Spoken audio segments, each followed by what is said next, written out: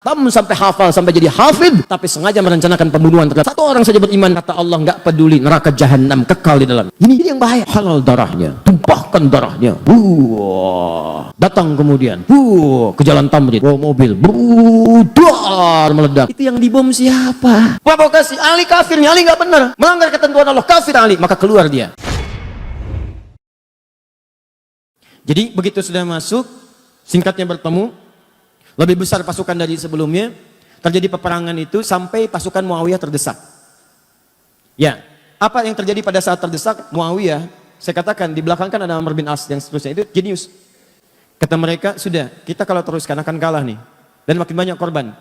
Gini aja, supaya duduk sama-sama diskusi, duduk dengan baik, maka kita lakukan tahkim. Tahkim itu tombak Al-Quran, ya, kemudian bukan ditombak untuk menunjukkan sesuatu yang kotor, bukan. Maksudnya untuk berhukum dengan hukum kitabullah. Kenapa menggunakan tombak? Karena mudah diangkat begini. Kalau ngangkat orang kan belum ketahuan apa maksudnya. Begitu dipanah dari belakang meninggal, repot lagi. Maka yang diangkat Al-Quran begini semua berbaris di belakang Muawiyah. Ketika berbaris diangkat kemudian mushaf. Saat diangkat itulah kemudian Ali mengatakan, tidak, itu siasat, saya tahu itu siapa yang bikin. Karena Ali kenal Amr bin As. Tanya dulu mereka, kalau mereka ingin tahkim, mereka harus menyerah dulu. Mereka harus menyerah. Kalau sudah menyerah, baru tahkim.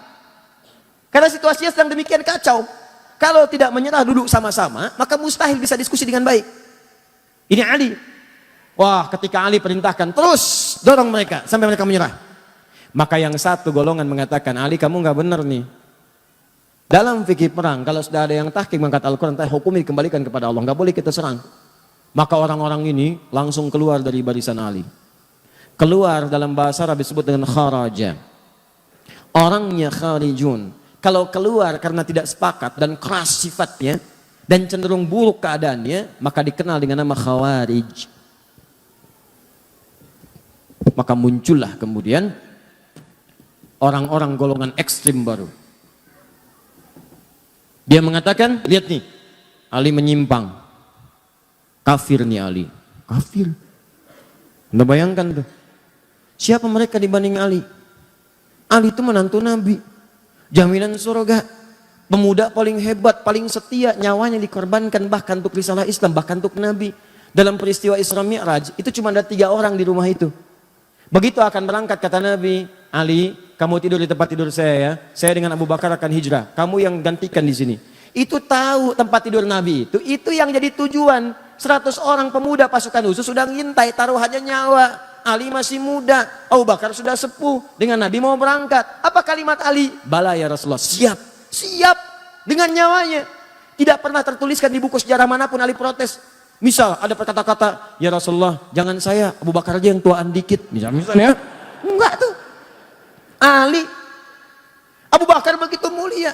Teman Nabi, mertua Nabi, sahabat Nabi, hidup dengan Nabi, sehijrah dengan Nabi, wafat dikubur di samping Nabi, mulia. Hati-hati karena nanti setelah ini akan ada yang mengadu domba dengan semuanya. Perhatikan baik-baik. Wah, Ali begini, Ali begitu, kafir. Ini orang luar biasa nih. Baru belajar 1-2 hari udah nyebut Ali kafir. Kafir, kita keluar dari Ali. Orang-orang ini, nih, ini lagi kesini nih asalnya. Provokasi, Ali kafirnya, Ali nggak benar. Melanggar ketentuan Allah, kafir Ali, maka keluar dia. Mereka ini termasuk menyalahkan Muawiyah karena berontak kepada Ali, termasuk menyalahkan Ali karena tidak menyelesaikan itu dengan tahkim. Maka mereka memandang Muawiyah itu kafir, Ali kafir.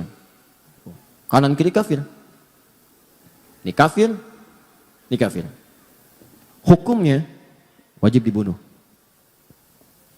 Ini yang kelak kemudian hari mengincar dan mengintai Muawiyah, Amr bin As, dan Ali bin Abi Thalib. Kubu sana, nih orangnya, Muawiyah, Amr bin As. Ini tokohnya nih, gara-gara dia nih berontak nih.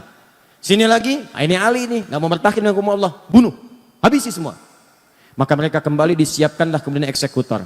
Dilihat di mana Muawiyah, di mana Amr bin As, di mana Ali. Maka disiap-siapkan pada satu subuh, direncanakan pembunuhan. Cuma takdir berkata lain. Ali datang ke masjid untuk menunaikan sholat. Muawiyah konon diriwayatkan sedang sakit tidak bisa berangkat. Amr bin As bisa mengelak. Maka gagal pembunuhan kepada Muawiyah dan Amr bin As. Dan Ali kemudian wafat dalam tusukan-tusukan yang telah disiapkan oleh golongan-golongan ini. Kelak golongan ini bertransformasi, mewariskan pemikiran-pemikiran mereka, walaupun kelompok-kelompoknya itu tidak nampak ke permukaan. Sedikit tapi doktrin dia begitu jahat. Pokoknya kalau beda dengan mereka, kafir. Nih. Dan hukumnya bunuh, eksekusi, bom, apapun itu. Mau bom panci, bom kulkas, bom ini, bom itu, pokoknya harus mati. Terus sekarang tuh, makanya hati-hati ya. Saya ingatkan hati-hati nih. Ini yang saya mau katakan. Kita masuk kepada intinya. Ini termasuk tantangan dakwah di masa kini. Kalau Anda ikut pengajian, ikut taklim, dikit-dikit orang lain kafir. Dikit-dikit orang lain kafir. Wajib hukumnya dibunuh. Orang tua sendiri kafir, wajib hukumnya disembelih. Tolong mikir dulu. Pikirkan dulu. Itu orang tua melahirkan antum. Mohon maaf ya, mohon maaf. Quran aja mengatakan, ini Al-Quran loh, Quran surah 31 ayat ke-15. Sekalipun antum ada yang masuk Islam, orang tuanya belum muslim. Antum duluan muslim misal, itu tidak boleh Anda menyakiti orang tua dalam urusan dunia. Dalam urusan akhirat silahkan beda-beda. Kalau diajak boleh nolak. Tapi dalam urusan dunia jangan sekali-kali Anda menyakitinya. Apa kata Allah?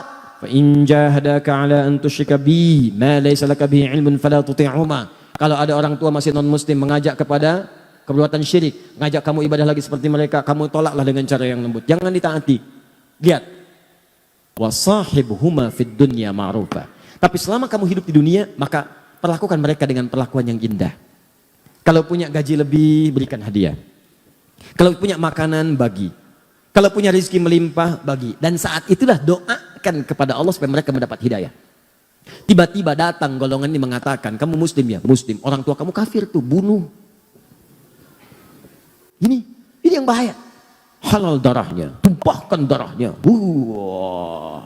Ada orang pengen minta pendapat ke pemimpin, datang ke istana. Tumpahkan darahnya. Anda siapa? Nah ini kayak gini nih, tembak, bom, ini semua. Datang kemudian, ke Jalan Tamrin, bawa mobil, dar meledak. Itu yang dibom siapa? Yang meninggal siapa? Dan semua bertentangan dengan hukum Al-Quran. Katanya Anda berpedoman pada Quran. Kata Quran, buka kembali ayatnya teman-teman sekalian. Lihat lagi ayatnya. Siapa yang sengaja merencanakan pembunuhan? Wa may yaqtul mu'minan muta'ammida fajaza'uhu jahannam. An-Nisa ayat 91 sampai 92 itu. Siapa yang merencanakan pembunuhan pada satu orang sengaja apalagi dia beriman, maka balasannya neraka jahanam. Khalidan fiha, kekal di dalamnya, enggak pernah keluar. Anda mau haji, mau umrah, haji setahun sekali, umrah, baca Quran sampai khatam, sampai hafal, sampai jadi hafid, tapi sengaja merencanakan pembunuhan terhadap satu orang saja beriman, kata Allah enggak peduli, neraka jahanam, kekal di dalamnya. Wa ghadiballahu alaihi, dan Allah murka kepadanya. Kalau enggak taubat, murka. Anda tidak disukai di Soreang, pindah Ranca Ekek. Enggak disukai Ranca Ekek, pindah Kota Bandung. Kota Bandung enggak suka, pindah lagi Bekasi. Banyak harapan di Bekasi, harapan indah, ujung harapan sampai ke Duta Harapan dan seterusnya. Tidak disukai di sana, pindah. Di Indonesia akan disukai, pindah. Tapi kalau Allah tidak menyukai Anda, mau pindah kemana? Wala'anahu, dilaknat dia, wa'adalahu 'adzaban 'azima, dan dijanjikan siksa berkali lipat. Pertanyaan saya, orang beriman yang mana yang mau punya cita-cita masuk neraka jahanam? Makanya tolong dipikir dulu. Kalau ada yang ngajak-ngajak bom ini, bom itu, masuk markas polisi, bom, bu. Itu di sana banyak orang-orang beriman, masuknya musola juga. Masuknya masjid juga. Ini masjid diror. Masjid diror dari mana? Apa kriterianya? Lihat dulu. Bahaya orang kayak gitu. Itu waktu kejadian bom Jalan Tamrin itu. Saya di Lampung langsung ditanya, Ustadz, apakah bom di Jalan Tamrin termasuk jihad fisabilillah?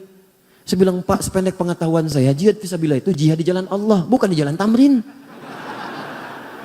Kaidahnya lain, Pak. Paham ya?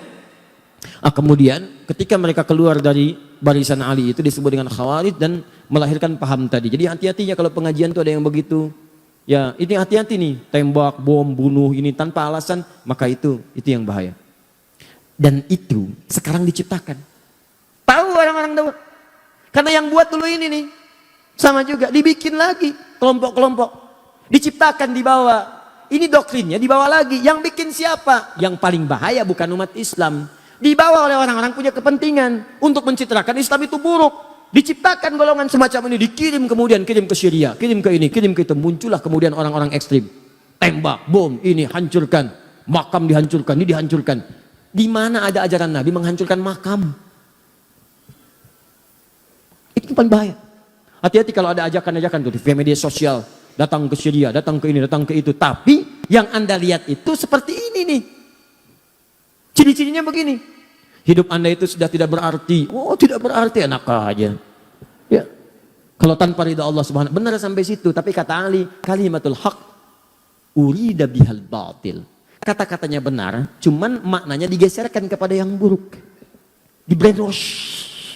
Seakan-akan ini yang harus dilakukan. Jelas? Hati-hati dengan ini ya.